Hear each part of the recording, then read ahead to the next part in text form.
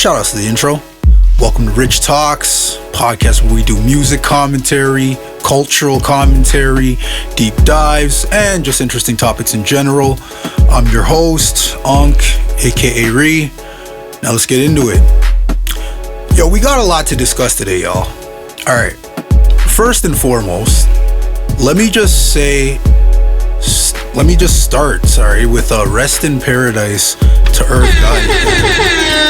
Like, it's always sad when we see people go before their time, especially someone like this who has he has such a storied history in hip-hop and R&B, like most notably in the early 90s and 2000s.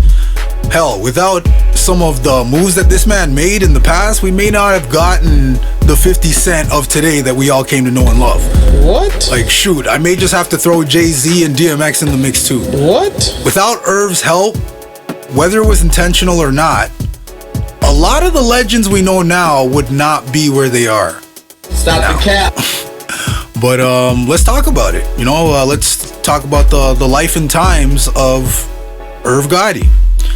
He was born Irving Domingo Lorenzo Jr. in Queens, New York in 1970. Yo, I've always had this question. Whenever it comes to people of Spanish or Latino backgrounds, why is it when they say their names, there's always like at least 4 names in it? What? How do y'all have so many names and how are they all related? You're a victim. Alright, sorry. It's way too early for me to be going off on a tangent right now. So back to Irving. He was the youngest of 8 children. In his own words, he described his family as not having much money, but they had plenty of love. That's amazing. Some of his own family members actually described Irv as being a bit of a clown who loved performing, dancing, and entertaining, even for small change. And once he hit his preteen years, this would slowly shape his path into music. He would spend hours upon hours playing with a turntable and a mixer that his siblings had purchased for him. So much so that by the age of 15, he made a little name for himself DJing at local parties. And fast forward to the late 80s, early 90s, as young Irv's basically begins to rise further and further in his music career. So all those hours he spent with those turntables and that mixer, it started to pay off. It paid off big as he began working as a music producer and a talent scout. Like, he's actually the one credited, with helping launch the careers of both Jay-Z and DMX. Nani? And in an interview, Gotti revealed that he thought Jay-Z was a star in the making, and he later spoke on meeting DMX in Yonkers, New York, where he said, when I heard Jay-Z rhyme, same reaction happened with DMX. Every word he said, I believed him.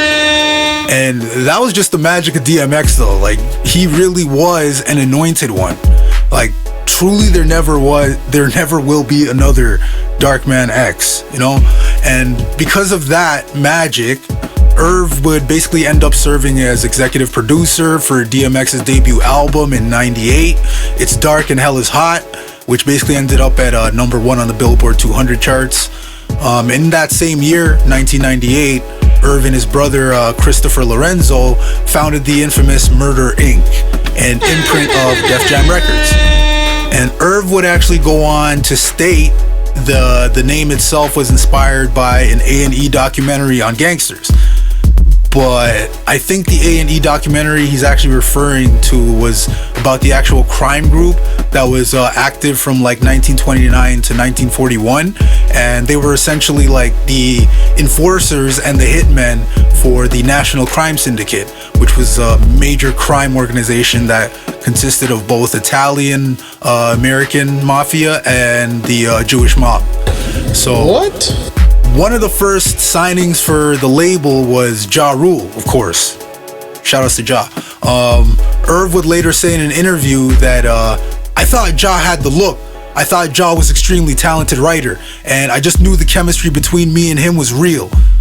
And things seemed to be going well for Irv's new label. So So fast forward 1 year later to 1999. This was a very important year for hip hop.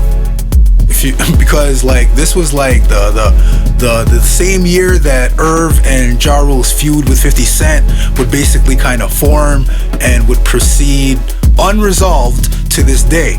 You know, and it all began with the infamous robbery of Ja Rule by an associate of 50's in the Southside Jamaica, Queens, and obviously with Ja Rule being the big established artist at the time and 50 just being a young MC on the come up, egos got involved, and of course tensions began to build, and 50 Cent ended up taking shots at both Ja Rule and Murder Inc. on his Life Is On The Line track. And a year later, 50 and Ja would get into a fight at an Atlanta nightclub where 50 punched Ja in the face. You're a victim. In March of 2000, the infamous fight at the Hit Factory studio in New York occurred between G-Unit and Murder Inc. camps, and 50 was stabbed during a brawl with Murder Inc. rapper Black Child taking the credit for that. Irv and Ja would later claim apparently that 50 filed a protective order against them due to the incident. And once again, it was a claim that was like, it was debunked because like, where's the paperwork? If somebody filed the claim, you can find the paperwork. It's public. But Irv's association with Ja and the beef, it's just one of the tentacles of the situation, because like in May of 2000, 50 was shot 9 times while sitting in front of his grandmother's house in Queens, and a federal investigation later revealed that it was the drug lord Kenneth Supreme McGriff and members of Murder Inc. had actually plotted to kill 50 in response to Fifth mentioning Supreme in the 2000 song Ghetto Quran. Right, so Murder Inc.'s reign on the charts and its influence in the world of hip hop, it was actually it was absolutely undeniable. Like, no lie, Ja Rule went on to like earn 3 #1 hits on the Hot 100. Gotti's credited as being a producer on like 28 different tracks on the Hot 100, and for basically like with collaborations with Murder Inc. artists like Jay-Z, Mary J. Blige, Fat Joe. There was a lot of people, but bro, before the 50 beef even went too crazy, you know, Ja was essentially kind of positioned to be the next big hip hop act, you know, like, dare I even say it, he was I'm gonna say it, yeah, he was positioned to be the next Tupac. There, I said it. What? Yeah. Stop the cap. Yeah, this guy was going to be great. Like, I'm not gonna lie, I really liked his Veni Vedi Vecchi album, like back when it originally came out, and yo, Ja was on a tear, man. Anyways, I think things would have been fine for both Ja and 50 if things had just stayed rap, you know? But it didn't. It just didn't. Like, Irv and Ja took it to some extremely personal levels, you know, to the point where we're talking about literally secretly blackballing attempts and like towards 50 from certain performances or certain collaborations with other labels and promoters. And you know, it's kind of crazy because if you think about it, Irv actually had the power to do that, and at the time, he kind of pushed 50 right into the arms of Eminem and Dr. Dre by like blackballing him towards like all these other spots, right? So, you know, it was kind of, I don't know. I think it was kind of divine, you know, but Ja also kind of has to suffer some of the blame as well on his track Loose Change, you know, where he dissed both 50 and Eminem all over the song, you know. The craziest part was, oh man, I'm just knocking the mic all over. The craziest part was when he dropped the line, you claim your mother's a crackhead and Kim is a knowing slut, so what's Haley gonna be when she grows up? What? Yo, like, Ja, you really had to go and take a shot at the man's child.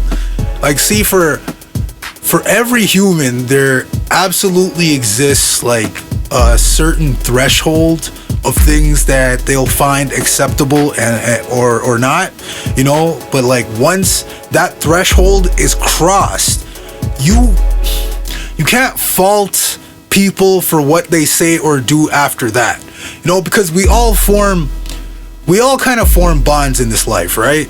And it's important to note that we will maintain different dynamics among the people we form bonds with, whether those be positive, negative, or even neutral, or even indifferent bonds. But at the end of the day, there's something that connects two people together, right? So now we can use 50 and Ja's relationship as an example of how we can affect these bonds in ways that are not really conducive to anyone, really. Like, as 50's even stated in his diss track Wanksta, he said, "Damn, homie, in high school you was the man, homie. The fuck happened to you?"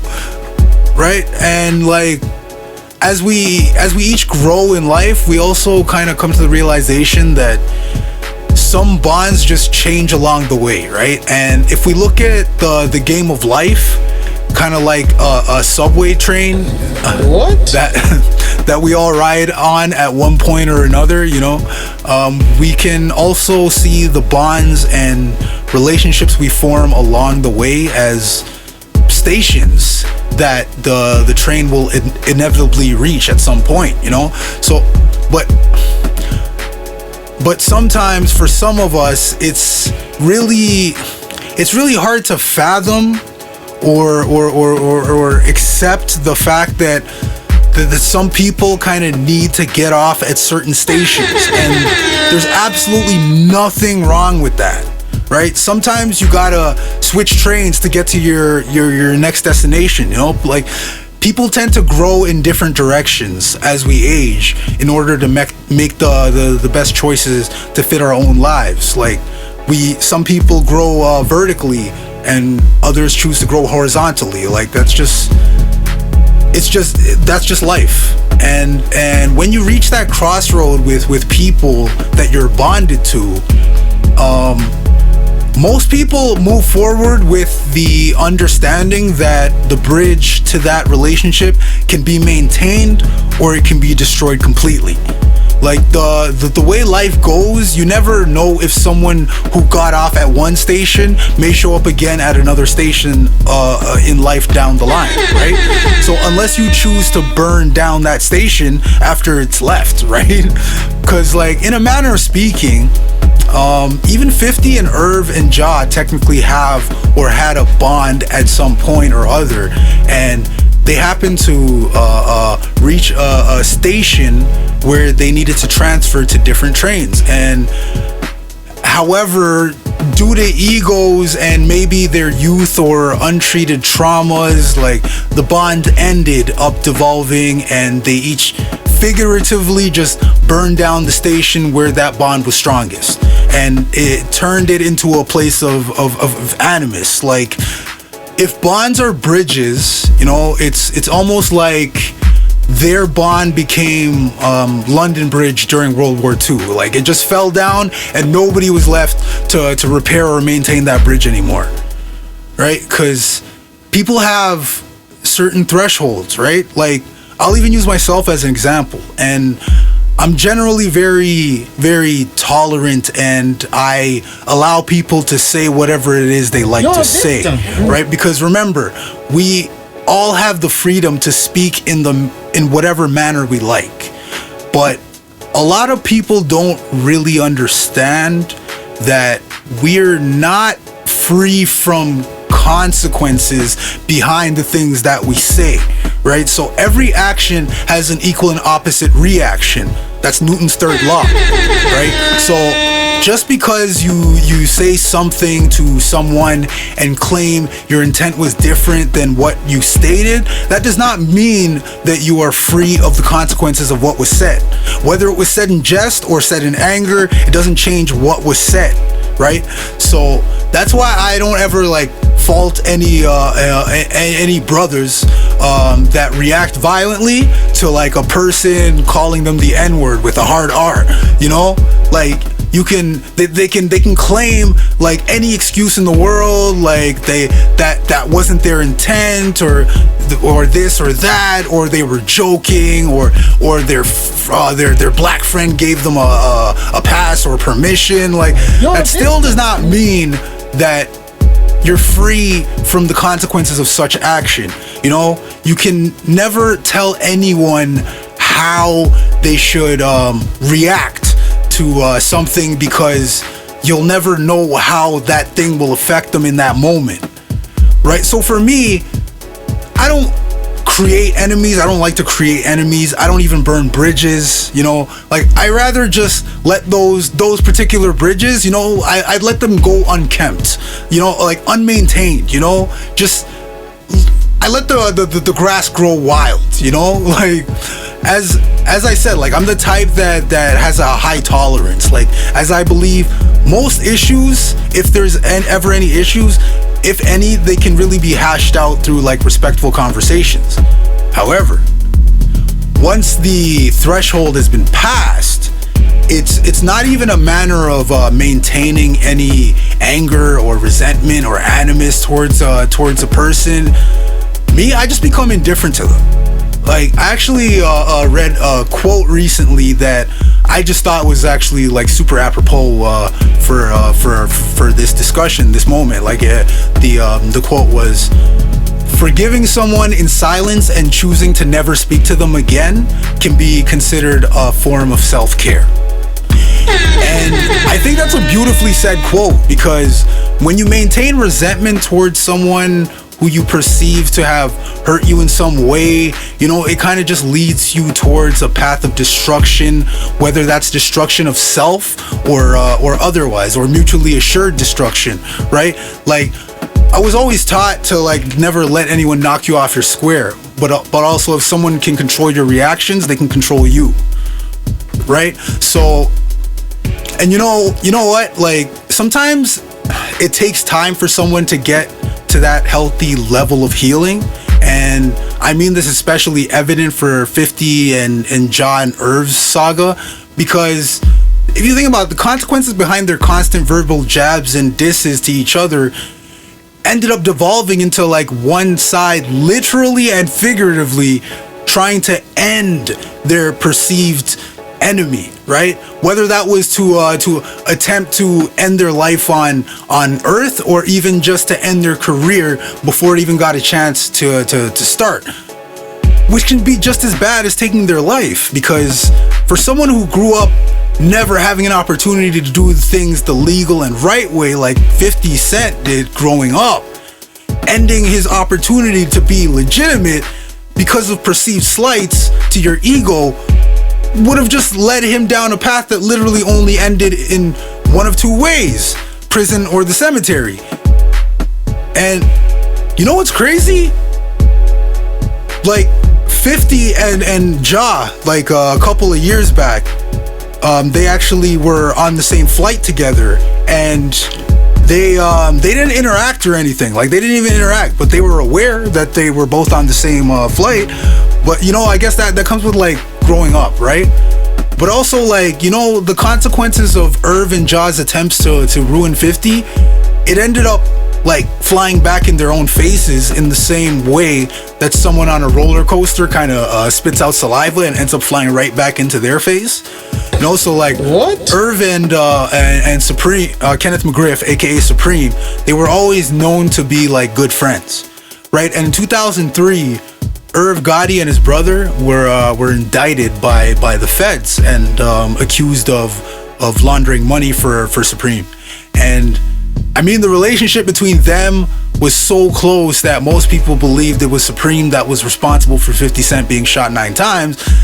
And part of that stems from some of the issues that 50 was having with Irv and Ja Rule at the time, you see. But also, the FBI kind of what's the word? You're a victim. They confirmed that that's exactly what happened, or at least speculated that there was a tie there. And you know, and even though they were acquitted in 2005, when the indictment came down, it was also kind of like the peak of when 50 and the Eminem Dr. Dre machine kind of began working its gears to turn, and it almost felt like the entire hip-hop community started looking at Ja Rule in a different light, you know. And unfortunately for Ja at the time, he was advised not to respond back. Like, even though even when diss tracks like Hail Mary, where Eminem, 50 Cent, and even Busta Rhymes, like that was surprising. Well, not really that surprising, because Busta was signed to Dr. Dre's Aftermath Records at the time, I guess. But like, they completely clowned and mocked Ja Rule for copying and trying to act like Tupac. You're a victim. You know, like, and additionally, it was also around this time that 50 Cent, who essentially had the underground's ear, like he had the streets' ear, was putting out both radio-friendly hits for the mainstream, while basically dropping like singles and videos for the streets, you know? Like, and another interesting thing about their issues in music, 50 would constantly call out Ja Rule for his singing on songs, right? And making like lovey-dovey music. What? And that's one critique that a lot of people always kind of lobbied back at 50 for being a hypocrite, because he was essentially doing the same thing, right? Like, for example, 21 Questions, you know. But, well, kind of, you know, to break it down a little bit more, 50 wasn't really calling out Ja for singing on songs, because again, in Hail Mary, they were already making fun of Ja for trying to be like Tupac.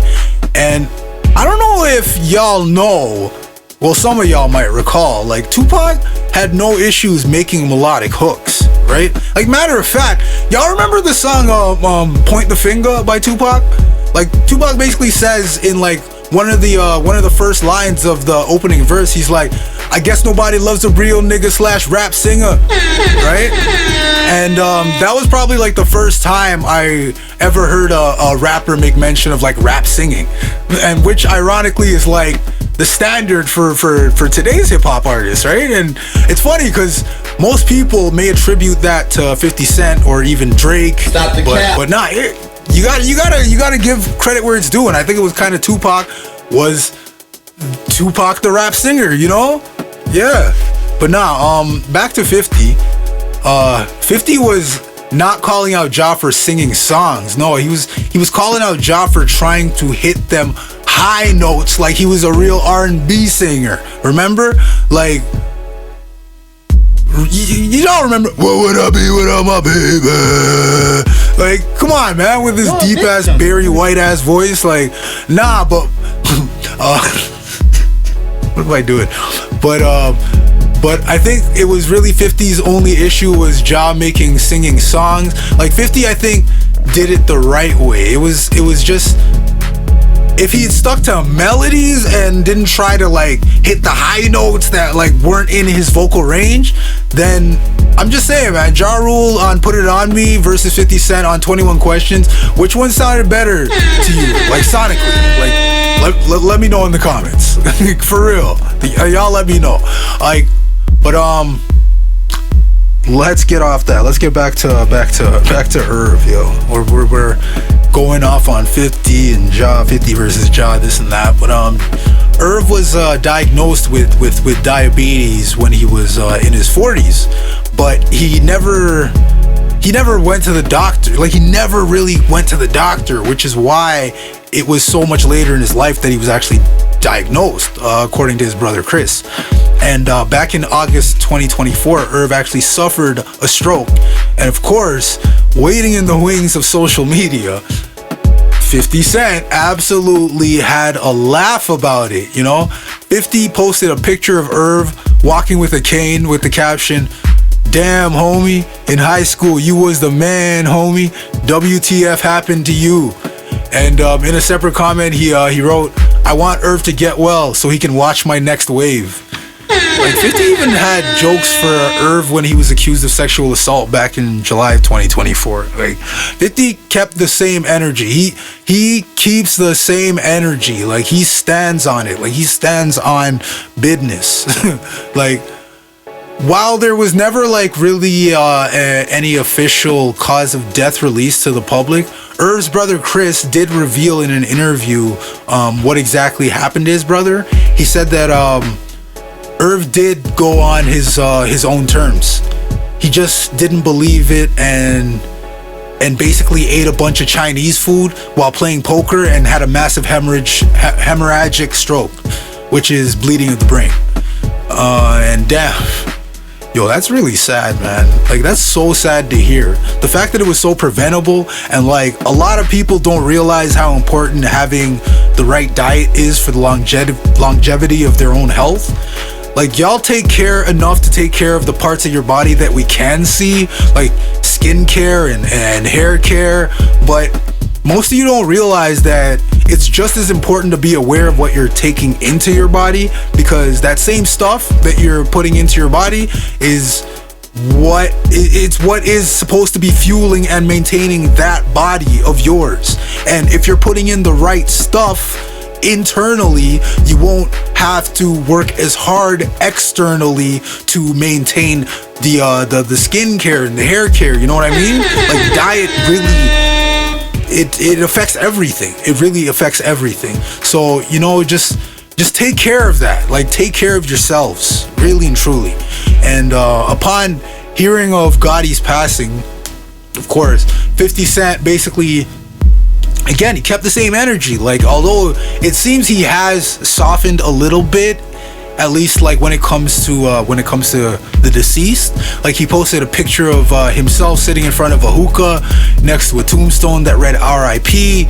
And in the caption for the post, he wrote, "I'm smoking on that Gotti pack. Nah, what? God bless him. LOL." And yo, 50's a wild man, but I can't fault him for keeping the same energy. Like, it is what it is. But yeah, man, R.I.P. Irving Lorenzo, aka Irv Gotti. But all right, we gotta talk about Kendrick Lamar's Super Bowl 59 performance.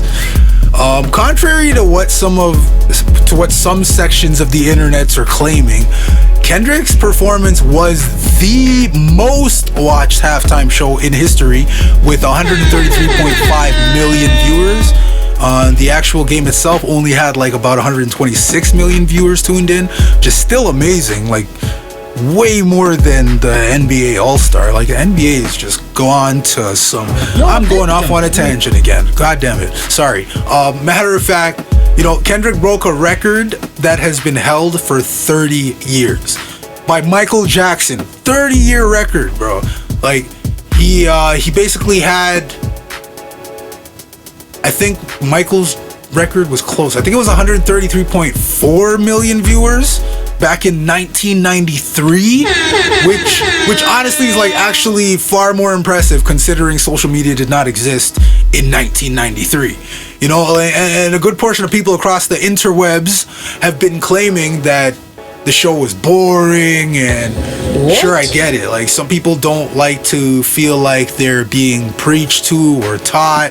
Like, some people just want to watch something entertaining to turn off their brains to, you know? Like, but something most people forget is sports and hip-hop music have always been tied to political statements. And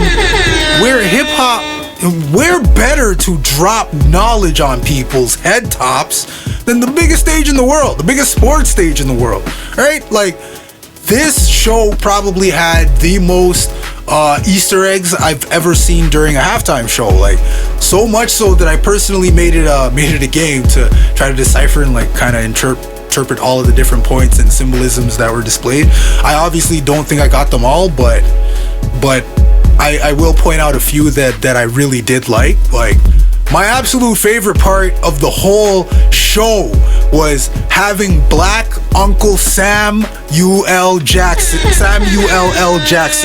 like, as the representative of America's status quo. You know, he basically represented the people who criticized Kendrick's music during the entire performance, right? Like, this was a representation of the people who don't really understand hip hop. You know, like, remember when Uncle Sam was like, You're too loud, you're too ghetto, you're too reckless. Mr. Lamar, do you know how to play the game?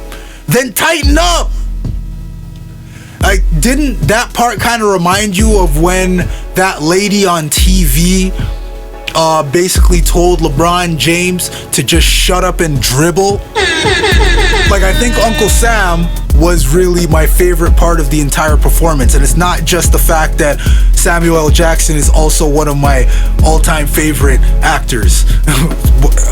I digress. I also liked when Kendrick, mid-performance, just decided to kind of freestyle a line about the broken promise of reparations for the descendants of enslaved black Americans, right? Like, he basically went 40 acres in the mule. This is bigger than music. They tried to rig the game, but you can't fake influence. Just crazy, man. Like, that was bars. I love that part. Like, I actually did. And he also had the American flag that was literally made of black bodies. Enough said. And a lot of y'all also kind of should have noticed, like, the layout of the whole stage looked kind of like a game controller, right?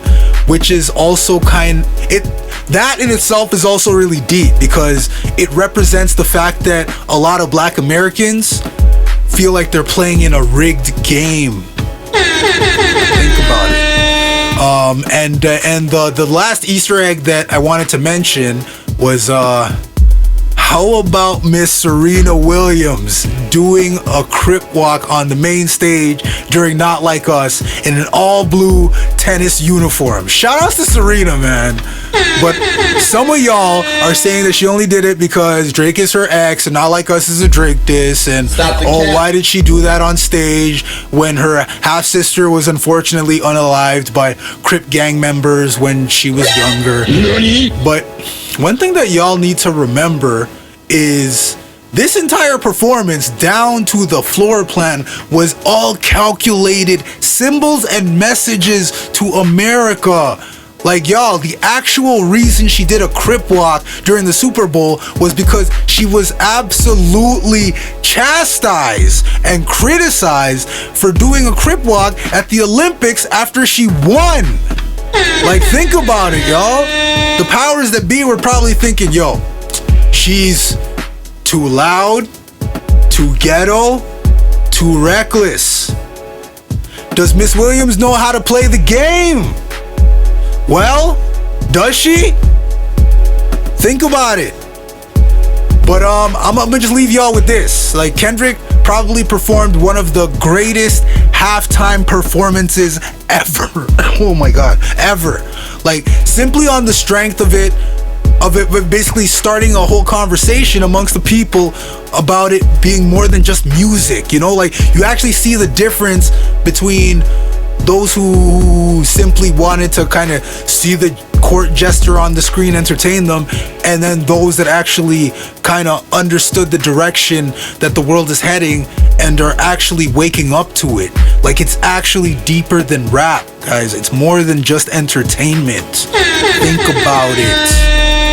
Now, getting off the topic of King Kendrick, I just want to say that the new Drake and Party Next Door album, Some Sexy Songs for You, it's absolutely fire. Like, it's actually some fire music. I'm not going to lie. I'm just being honest, completely unbiased. Like, seriously though, just like Kendrick basically said on Euphoria, I like Drake with the melodies. I don't like Drake when he acts tough. Like, really and truly, Drake is a rap singer, guys. A very talented one, and at that. And when he leans into it, he's actually one of the best at it. Because initially, I always thought I was more of like a Party Next Door fan than a Drake.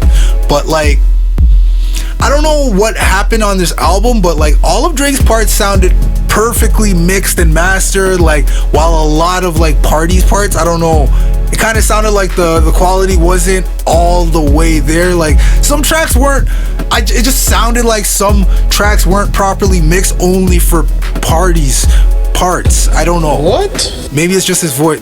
Maybe it's just me. Like, I don't know. But it's just something that I felt I noticed initially. And what I will say about the album though, these are not the type of songs that Drake stans can like run to play on repeat just to run up the numbers, to compete against Kendrick's numbers, or hear it playing in the club or whatever. But like, it's genuinely like an actual good project. Like, it's actually made for it's made for bedroom time. Like, it's great adult bedroom music. That's what I'll say. Like, all right. I think I'm gonna. You know what? All right. One more thing. One more thing. There's been quite the discussion brewing lately about Freddie Gibbs throwing shots at J. Cole, and what? Someone brought up a very interesting take that I wouldn't mind discussing on the next episode, and that take is that Freddie Gibbs has an overall better discography or body of work than J. Cole. And me personally, as a fan of Freddie Gibbs, believes that he is criminally underrated in that regard. Like, he's one of the better rappers that sounds even better rapping on soul beats than like boom bap ones. You know what I mean? Like, Freddie is so underrated, and to be honest, I have more Freddie Gibbs music in my catalog than I do J. Cole music. Like, that might sound blasphemous, but I really do. And you know what? I'd love to debate this topic with the J. Cole fan. Like, we can argue whole body of work, like, or lyricism, or we can even go track for track or project for project. Like, I think I have a strong argument for Freddie Gibbs actually having the better catalog. And so again, calling all Cole fans, do you think J. Cole has a better body of work than Freddie Gibbs? If so, hit me up and let's get the conversation started.